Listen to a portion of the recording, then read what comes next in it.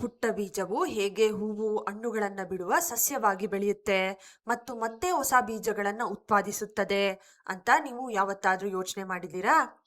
ಸಸ್ಯದ ಜನನದಿಂದ ಪುನರ್ಜನ್ಮದವರೆಗಿನ ಈ ಪಯಣ ಹೇಗಿರುತ್ತೆ? ಸಸ್ಯದ ಜೀವನ ಚಕ್ರವು ಒಂದು ಬೀಜದಿಂದ ಆರಂಭವಾಗುತ್ತೆ. ಮೊದಲ ನೋಟಕ್ಕೆ ಬೀಜವು ನಿರ್ಜೀವವಾಗಿ ಕಾಣಬಹುದು, ಆದ್ರೆ ಅದರೊಳಗೆ ಹೊಸ ಸಸ್ಯವಾಗಿ ಬೆಳೆಯಲು ಬೇಕಾದ ಎಲ್ಲವೂ ಅಡಗಿರುತ್ತೆ. ಬೀಜಕ್ಕೆ ಗಾಳಿ, ನೀರು, ಸೂಕ್ತವಾದ ಉಷ್ಣತೆ ದೊರೆತಾಗ ಅದು ಮೊಳಕೆಯೊಡೆಯಲು ಆರಂಭಿಸುತ್ತೆ. ಈ ಪ್ರಕ್ರಿಯೆಯನ್ನ ಮೊಳೆಯುವಿಕೆ, ಜರ್ಮಿನೇಷನ್ ಅಂತ ಕರೆಯುತ್ತಾರೆ. ಒಂದು ಪುಟ್ಟ ಬೇರು ಮಣ್ಣಿನೊಳಗೆ ಕೆಳಮುಖವಾಗಿ ಬೆಳೆಯಲು ಆರಂಭಿಸುತ್ತೆ. ಕಾಲಕ್ರಮೇಣ ಅದು ಬೆಳೆದು ಬಲಿಷ್ಠವಾಗುತ್ತೆ. ನಂತರ ಚಿಗುರು ಮೇಲ್ಮುಖವಾಗಿ ಬೆಳೆಯುತ್ತಾ ಸೂರ್ಯನ ಬೆಳಕಿನ ಕಡೆಗೆ ಚಾಚಿಕೊಳ್ತದೆ. ಇದರೊಂದಿಗೆ ಸಸ್ಯದ ಬೆಳವಣಿಗೆ ನಮಗೆ ಗೋಚರವಾಗುತ್ತೆ. ಈ ಪ್ರಕ್ರಿಯೆಯನ್ನ ಮೊಳೆಯುವಿಕೆ, ಜರ್ಮಿನೇಷನ್ ಅಂತ ಕರೆಯುತ್ತಾರೆ. ಮೊಳೆಯುವಿಕೆಯ ನಂತರ ಹೊರಬರುವ ಎಳೆಯ ಸಸ್ಯವನ್ನ ಸಸಿ ಅಥವಾ ಚಿಗುರು ಅಂತ ಕರೀತಾರೆ. ಸಸಿಯು ಕ್ರಮೇಣ ಬೆಳೆದು ಬಲಿಷ್ಠವಾಗುತ್ತೆ, ಎಲೆಗಳು ಮೂಡಿ ಹರಡುತ್ತೆ. ಸಸ್ಯವು ಸೂರ್ಯನ ಬೆಳಕಿನ ಸಹಾಯದಿಂದ ತನ್ನ ಆಹಾರವನ್ನ ತಾನೇ ತಯಾರಿಸಿಕೊಳ್ಳಲು ಪ್ರಾರಂಭಿಸುತ್ತೆ. ಈ ಪ್ರಕ್ರಿಯೆಯನ್ನ ದ್ಯುತಿ ಸಂಶ್ಲೇಷಣೆ ಅಥವಾ ಫೋಟೋಸಿಂಥಸಿಸ್ ಅಂತ ಕರೀತಾರೆ. ಕಾಲಕ್ರಮೇಣ ಕಾಂಡವು ದಪ್ಪವಾಗುತ್ತೆ, ಹೆಚ್ಚು ಹೆಚ್ಚು ಎಲೆಗಳು ಬೆಳೆಯುತ್ತೆ. ಸಸ್ಯವು ಪೂರ್ಣವಾಗಿ ಬೆಳವಣಿಗೆಯನ್ನ ಹೊಂದಿ ಪ್ರೌಢಾವಸ್ಥೆಯನ್ನ ತಲುಪುತ್ತೆ. ಪ್ರೌಢಾವಸ್ಥೆಯನ್ನ ತಲುಪಿದ ನಂತರ ಸಸ್ಯವು ಹೂಗಳನ್ನ ಬಿಡಲು ಆರಂಭಿಸುತ್ತೆ. ಈ ಹೂಗಳು ಕೇವಲ ನೋಡೋಕಷ್ಟೇ ಸುಂದರವಾಗಿರೋದಲ್ಲ, ಸಸ್ಯವು ಬೀಜಗಳನ್ನ ಉತ್ಪಾದಿಸಲು ಸಹ ಸಹಾಯ ಮಾಡುತ್ತೆ. ಪ್ರತಿಯೊಂದು ಹೂವಿನಲ್ಲೂ ಗಂಡು ಮತ್ತು ಹೆಣ್ಣು ಭಾಗಗಳಿರುತ್ತೆ. ಗಂಡು ಭಾಗವು ಪರಾಗ ಅಂದ್ರೆ ಪೋಲನ್ ಎಂಬ ಹಳದಿ ಬಣ್ಣದ ಪುಡಿಯನ್ನ ಉತ್ಪಾದಿಸುತ್ತೆ. ಈ ಪರಾಗವು ಬೀಜಗಳ ರಚನೆಗೆ ಸಹಾಯ ಮಾಡುವ ಸೂಕ್ಷ್ಮ ಜೀವಕೋಶಗಳನ್ನ ಹೊಂದಿರುತ್ತೆ. ಬೀಜವು ರೂಪುಗೊಳ್ಳಲು ಪರಾಗವು ಹೂವಿನ ಹೆಣ್ಣು ಭಾಗವನ್ನ ತಲುಪಬೇಕು. ಈ ಪ್ರಕ್ರಿಯೆಯನ್ನ ಪರಾಗಸ್ಪರ್ಶ ಅಂದ್ರೆ ಪಾಲಿನೇಷನ್ ಅಂತ ಕರೀತಾರೆ. ಪರಾಗದ ಕಣಗಳು ಅದೇ ಹೂವಿನಲ್ಲಿರುವ ಹೆಣ್ಣಿನ ಭಾಗಕ್ಕೆ ಅಥವಾ ಮತ್ತೊಂದು ಹೂವಿನ ಹೆಣ್ಣಿನ ಭಾಗಕ್ಕೆ ತಲುಪಬಹುದು.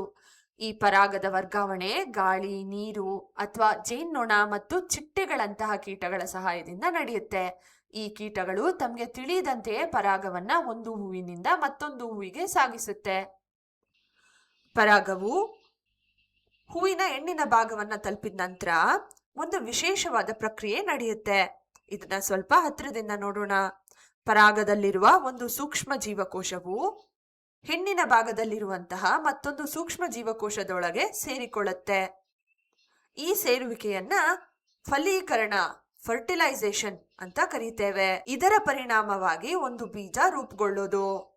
ಫಲೀಕರಣದ ನಂತರ ಹೂವಿನಲ್ಲಾಗುವಂತಹ ಬದಲಾವಣೆಯನ್ನ ನಾವು ನೋಡಿದ್ರೆ ದಳಗಳು ಒಣಗಿ ಉದುರಬಹುದು. ನಂತರ ಹೂವು ನಿಧಾನವಾಗಿ ಹಣ್ಣಾಗಿ ರೂಪಾಂತರಗೊಳ್ಳುತ್ತೆ. ಹುರುಳಿ ಅಥವಾ ಬೀನ್ ಸಸ್ಯಗಳಲ್ಲಿ ಈ ಹಣ್ಣು ಕಾಯಿಯ ರೂಪದಲ್ಲಿರುತ್ತೆ. ಕಾಯಿಯೊಳಗೆ ಹೊಸ ಬೀಜಗಳು ಇರುತ್ತೆ. ಅವು ಮತ್ತೆ ಹೊಸ ಸಸ್ಯದ ಜೀವನ ಚಕ್ರವನ್ನ ಆರಂಭಿಸಲು ಸಿದ್ಧವಾಗಿರುತ್ತೆ. ಹಾಗಾದ್ರೆ ಬೀನ್ಸ್ ಸಸ್ಯದ ಜೀವನ ಚಕ್ರದ ವಿವಿಧ ಹಂತಗಳನ್ನ ಕ್ರಮವಾಗಿ ನೋಡೋಣ. ಮೊದಲು ಬೀಜವು ಮೊಳಕೆ ಸಸಿಯಾಗಿ ಬೆಳೆಯುತ್ತೆ. ನಂತರ ಸಸಿ ದ್ಯುತಿ ಸಂಶ್ಲೇಷಣೆಯ ಮುಖಾಂತರ ತನ್ನ ಆಹಾರವನ್ನ ತಾನೇ ತಯಾರಿಸಿಕೊಳ್ಳಲು ಪ್ರಾರಂಭಿಸುತ್ತೆ. ಕಾಲಕ್ರಮೇಣ ಅದು ಪ್ರೌಢಾವಸ್ಥೆಯನ್ನ ತಲುಪಿ ಹೂಗಳನ್ನ ಬಿಡಲು ಪ್ರಾರಂಭಿಸುತ್ತೆ. ನಂತರ ಹೂಗಳು ಹಣ್ಣುಗಳಾಗಿ ಅಂದ್ರೆ ಕಾಯಿಗಳಾಗಿ ಬದಲಾಗುತ್ತೆ.